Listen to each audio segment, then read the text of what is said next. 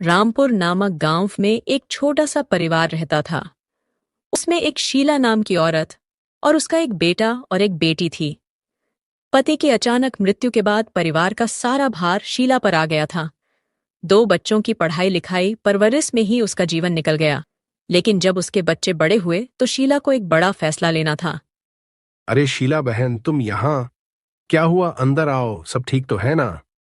मुंशी राम भाई जी, आप तो जानते हैं कि मैंने अपने दोनों बच्चों को बड़ी मुसीबत से पाला है। अब उनका शहर जाकर पढ़ने का टाइम आ गया है, लेकिन समझ नहीं आ रहा क्या करूं। मेरे पास इतने पैसे नहीं हैं कि मैं दोनों को आगे पढ़ा पाऊं। अगर बेटे को पढ़ाया तो बेटी के साथ अन्याय होगा, और बेटी को पढ़ाया तो बेटे के साथ अन्याय होगा। मैं क्या करूं? तुम शांत हो जाओ और बताओ, दोनों में से होशियार कौन है? मेरी मोना बेटी काफी होशियार है। अनुज भी ठीक ठाक पढ़ लेता है, लेकिन बेटी को बाहर पढ़ने कैसे भेजूं? क्या पता बाहर का माहौल कैसा हो। बेटी को घर का कामकाज सिखा देती और कोई भले घर का लड़का देखकर उसकी शादी कर देती। लेकिन मुंशी राम जी, अब आपको तो सब पता है कि उनके पिताजी चाहते थे कि मैं दोनों बच्चों को उनके पैरों पर खड़ा करूं। तो ठीक है मोना, दोनों में से बड़ी है और होशियार भी है। एक काम करो, तुम मोना को पढ़ने के लिए शहर भेजो और अनुज को अपने पास ही रखो। मेरी जान पहचान में एक हलवाई के यहाँ नौकरी खाली है, मैं उसको वहीं पर काम दिलवा दूंगा। मुंशीराम की बात सुनकर शीला को तसल्ली मिलती है। वह मोना को पढ़ने के लिए बाहर भेजती है और अनुज को भोला हलवाई के पास नौकरी करने के लिए लगा देती है। अनुज को ना पढ़ पाने का अफसोस तो बहुत ज्यादा था, लेकिन वह अपने घर के हालात बहुत अच्छी तरह जानता था। इसलिए उसने आगे पढ़ने की जिद बिल्कुल भी नहीं की। दिन ऐसे ही बीतते गए और मोना को एक बड़ी कंपनी में फूड चेन में मैनेजर की जॉब मिल जाती है। कुछ दिनों के बाद मोना घर पर आती है। ये लो माँ, मिठाई खाओ। मेरी फूड चेन में मैनेजर की जॉब लग गई है। क्या कहा? किस चीज में फूड जम?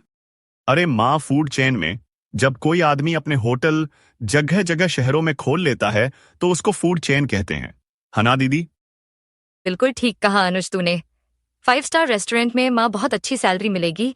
धीरे धीरे हम सभी शहर में ही शिफ्ट हो जाएंगे।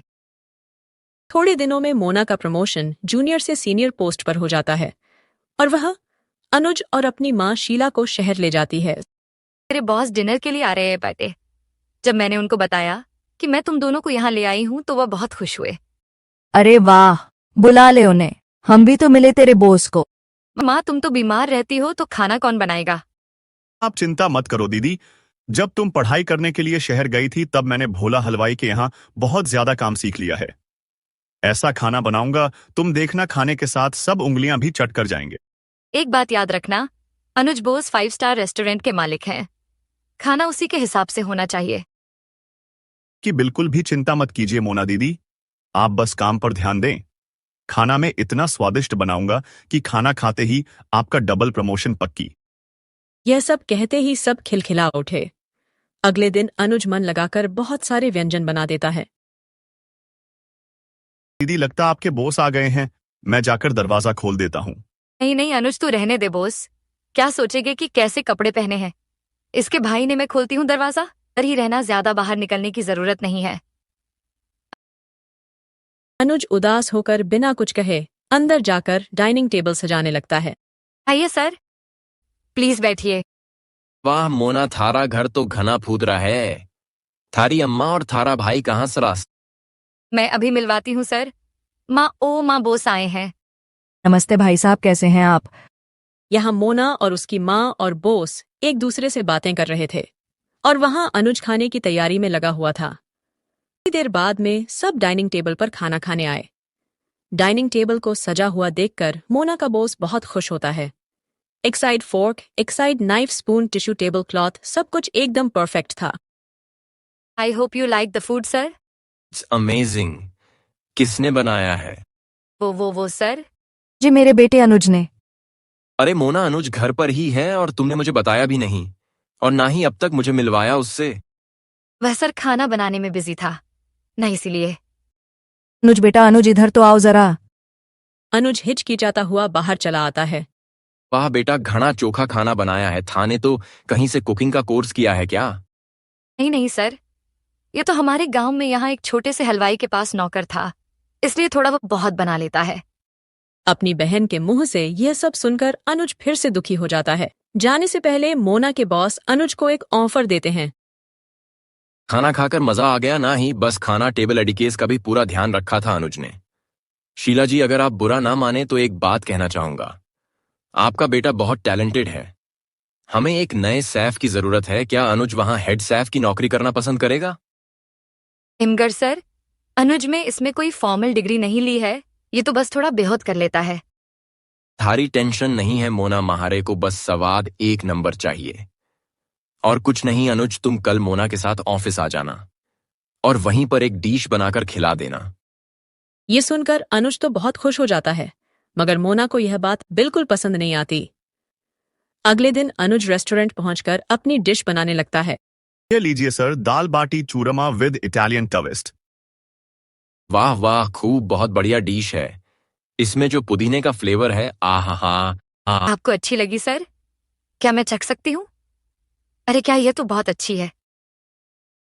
अरे क्या क्या चौंक गई ना? ये क्या हुआ सर, मैं कुछ समझा नहीं। तुम इसे खुद बताओगी या मैं बताऊं? अनुज, मैंने इस रेस्टोरेंट के शेफ को तुम्हारे खाने में नमक मिर्ची ज्यादा डालने को कहा था। क्या? हाँ, और यह बात करते तुम्हें फोन पर शीला बहन ने सुन लिया और मुझे फोन करके सब इन्फॉर्म कर दिया।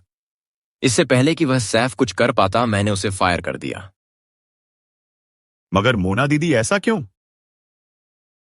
मैं नहीं चाहती थी कि तुझे मेरे जैसा लाइफस्टाइल और पैसा मिले और तू इस रेस्टोरेंट में काम करे। तेरे साथ काम करने से मेरी इंसल्ट होती, सब बोलते इसका भैया कैसा गवार है। मैं चाहती थी तू घर पर ही रहकर काम करे और मेरे दिए टुकड़ों पर पले। Mona, you are fire. मैं तुम्हें अभी नौकरी से निकालता हूं।